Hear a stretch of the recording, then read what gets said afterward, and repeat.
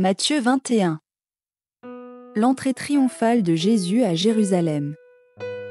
Lorsqu'ils approchèrent de Jérusalem et qu'ils furent arrivés à Bethphagée, vers la montagne des Oliviers, Jésus envoya 2 disciples. En leur disant « Allez au village qui est devant vous, vous trouverez aussitôt une ânesse attachée et un ânon avec elle, détachez-les et amenez-les-moi. Si quelqu'un vous dit quelque chose, vous répondrez « Le Seigneur en a besoin ». Et à l'instant, il les laissera aller. Or, cela arriva afin que s'accomplisse ce qui avait été annoncé par le prophète. Dites à la fille de Sion, voici, ton roi vient à toi, plein de douceur, et monté sur un âne, sur un ânon, le petit d'une ânesse. Les disciples allèrent, et firent ce que Jésus leur avait ordonné. Ils amenèrent l'ânesse et l'ânon, mirent sur leurs vêtements, et le firent asseoir dessus. Une foule très nombreuse étendit ses vêtements sur le chemin, d'autres coupèrent des branches d'arbres et en jonchèrent la route. Ceux qui précédaient et ceux qui suivaient Jésus criaient « Hosanna au fils de David !» Béni soit celui qui vient au nom du Seigneur. Hosanna dans les lieux très hauts. Lorsqu'il entra dans Jérusalem, toute la ville fut émue, et l'on disait « Qui est celui-ci » La foule répondait « C'est Jésus, le prophète, de Nazareth en Galilée. » La purification du temple. Jésus entra dans le temple de Dieu. Il chassa tous ceux qui vendaient et qui achetaient dans le temple. Il renversa les tables des changeurs et les sièges des vendeurs de pigeons.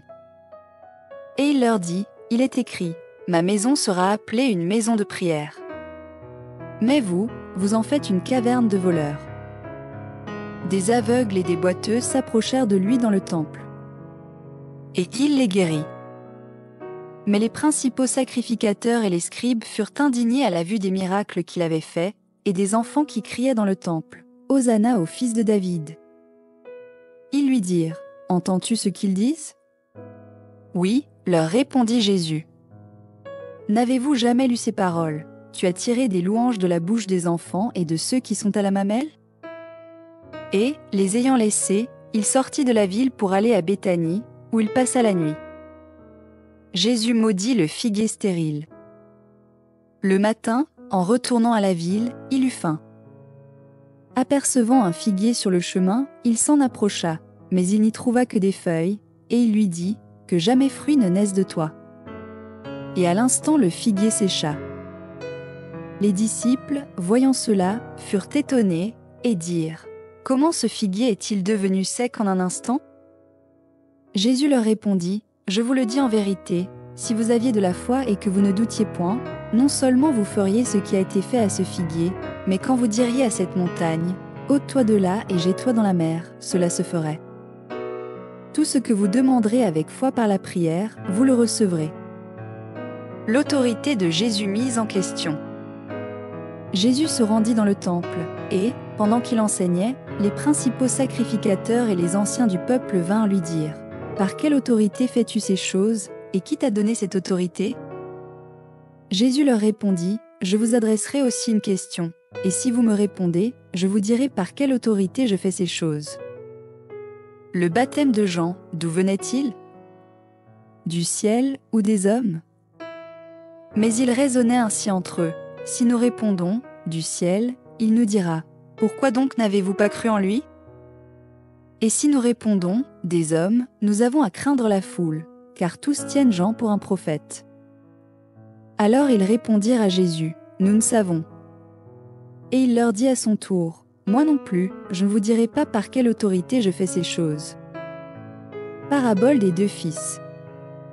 Que vous en semble ?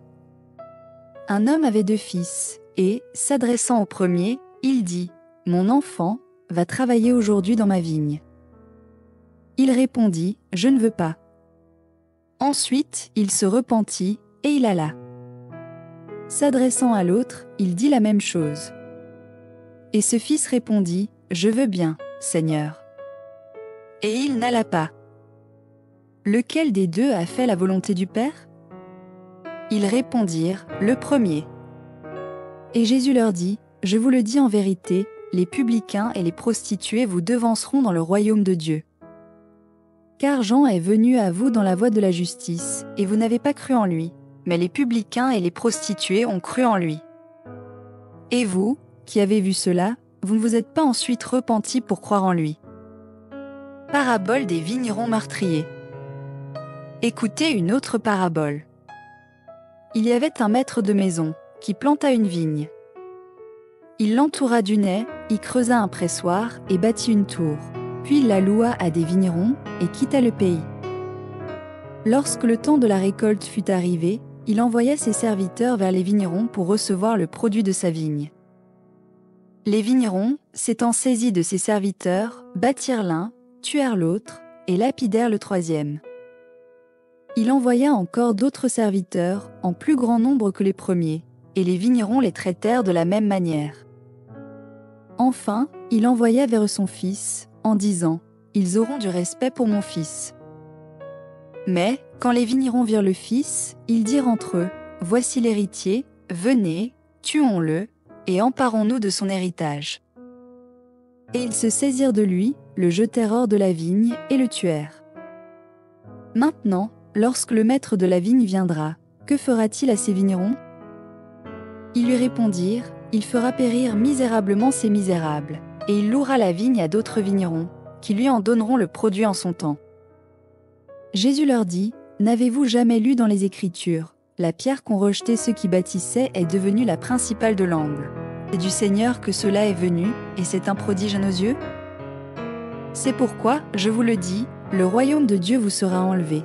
Il sera donné à une nation qui en rendra les fruits.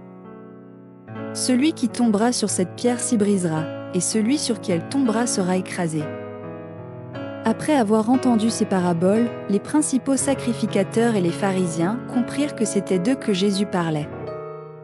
Et ils cherchaient à se saisir de lui, mais ils craignaient la foule, parce qu'elle le tenait pour un prophète.